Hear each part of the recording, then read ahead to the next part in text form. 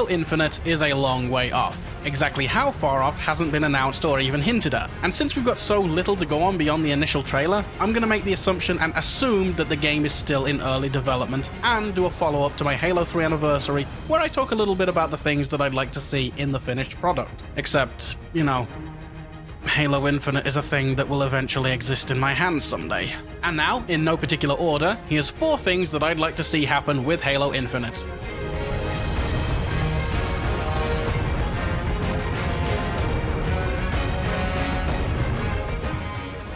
Number 1. The campaign needs a better writer. It's not exactly a secret that the story in Halo 5 was considered questionable by a lot of people. I'm sure it has its fans, but in my experience, I've met very few people who saw it as well written or even massively engaging. My personal gripes would be that the marketing felt horribly misleading, promising this epic hunt and proposed conflict between the Master Chief and Jameson Locke, which climaxed in an awkward fistfight and a quick makeup session. 117, stand down. Chief, please, wait. You don't have to do this alone.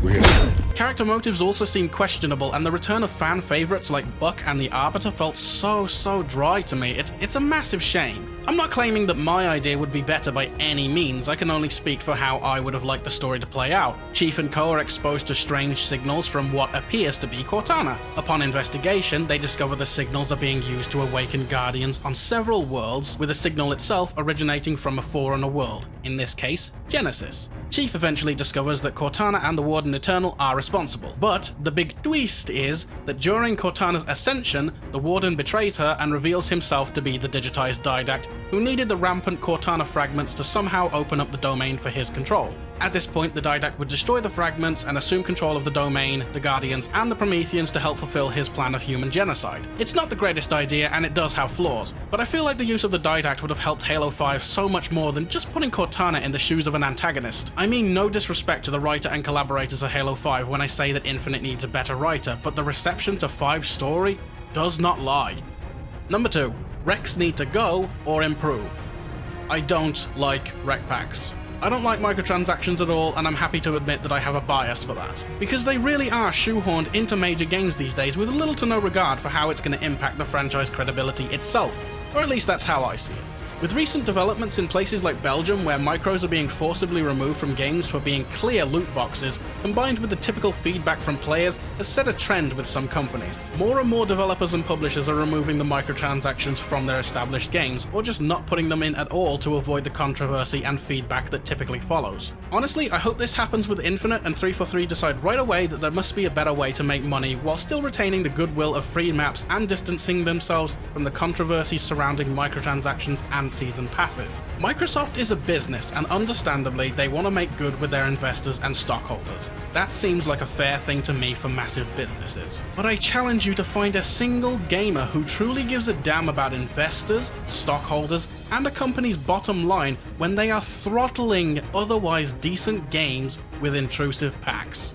Now, to me, an intrusive loot pack is something that's built into the game in such a way that you absolutely cannot avoid. So, in Destiny 1, with the Eververse store, it wasn't what I would call intrusive, at least not at the beginning when it was very optional. In Destiny 2, they went full invasive, locking a lot of customization options behind the packs, and worst of all, to decrypt the engrams you were given through in-game accomplishments, you can only go to the Eververse store. If you're one of those people that just goes to the store and takes your free junk, I commend you. But not everyone out there is like that. Some people do have addictive tendencies, and this kind of system absolutely takes advantage of that. It's designed to.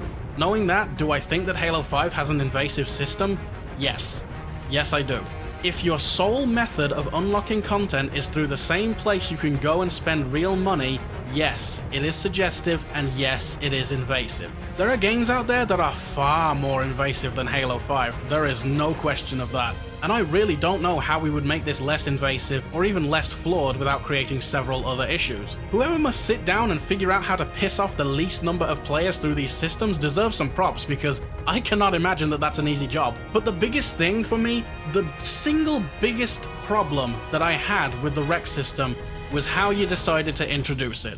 Won't rec packs with special weapons break the exquisitely refined balance of arena multiplayer? Secure your noise hole, soldier! Grown-ups are talking. Damn it. So can't someone save up their rec cards, join a Warzone match, and spawn an uber-powerful vehicle? Your noise hole just doesn't know when to quit. Your noise hole just doesn't know when to quit. It's a system designed to swallow money. Most players weren't going to sit down and be happy with secure your noise hole soldier. Number 3.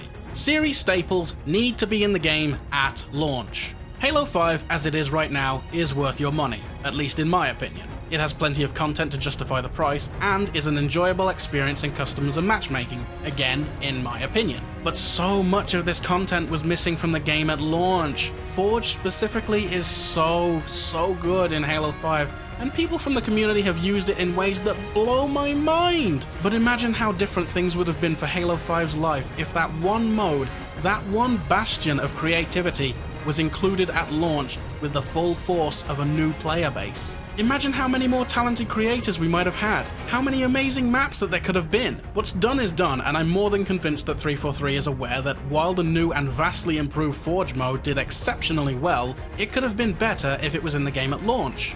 Have a look at this list of post-release content for Halo 5 and take note of what they added to the game when they were released. The Cartographer's Gift arrived on December 16th, a full month and 19 days after launch.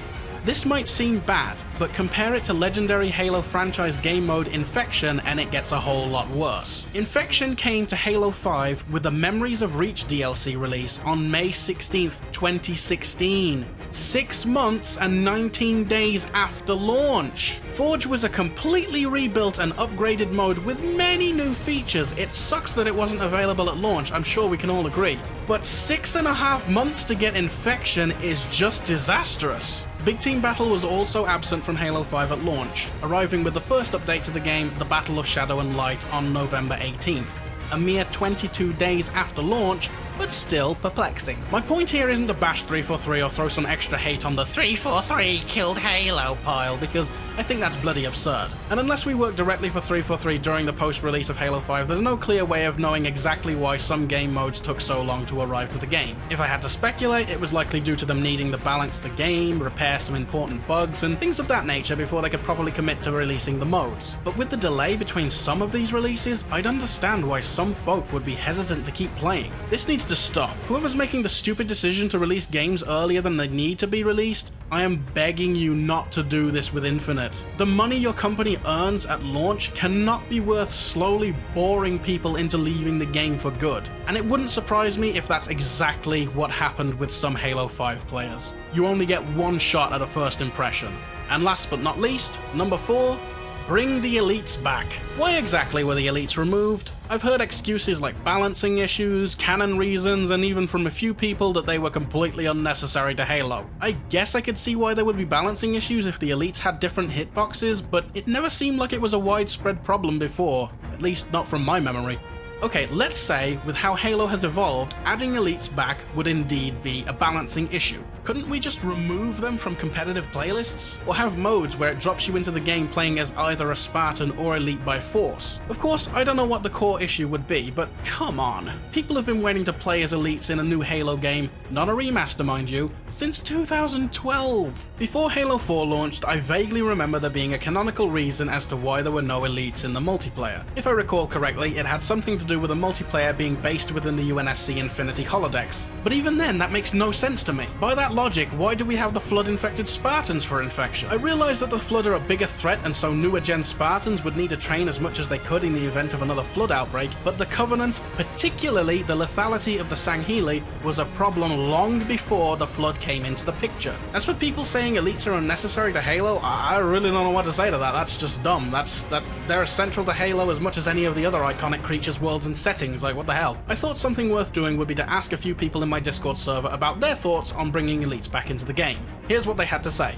Playable elites offered an extra option of customization for players within Halo, with the option of a different HUD, different assassinations, weapon animations, hell, even an extra game mode when talking about invasion. All in all, playable elites offered players a choice above all else. They gave more diversity in multiplayer. and later games with them gave them armors and custom animations and assassinations. It made Halo stand out from other shooters because of how different everyone can look, instead of being the normal generic human bro like every game out there. I wouldn't mind them back, but only if they aren't playable in ranked competitive modes because of the different visual model and hitbox. Bring them back.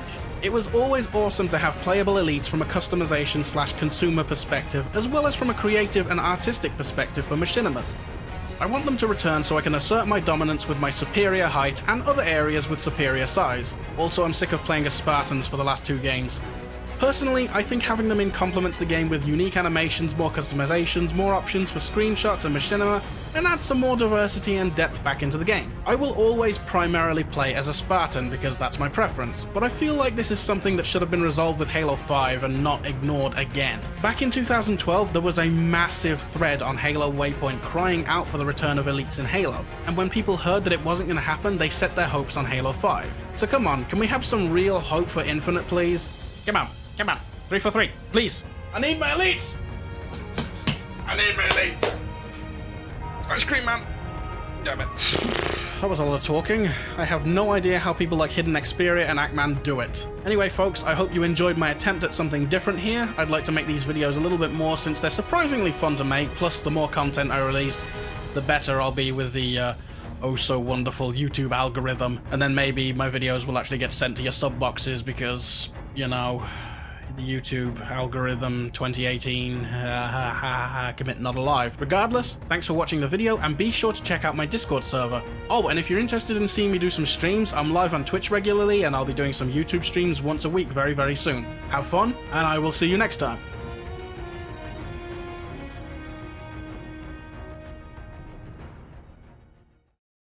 Ah, my arm hurts. I've been sitting here for half hour talking, and my arm has been bent. I need a tripod. I need a microphone that works. Ah, it hurts.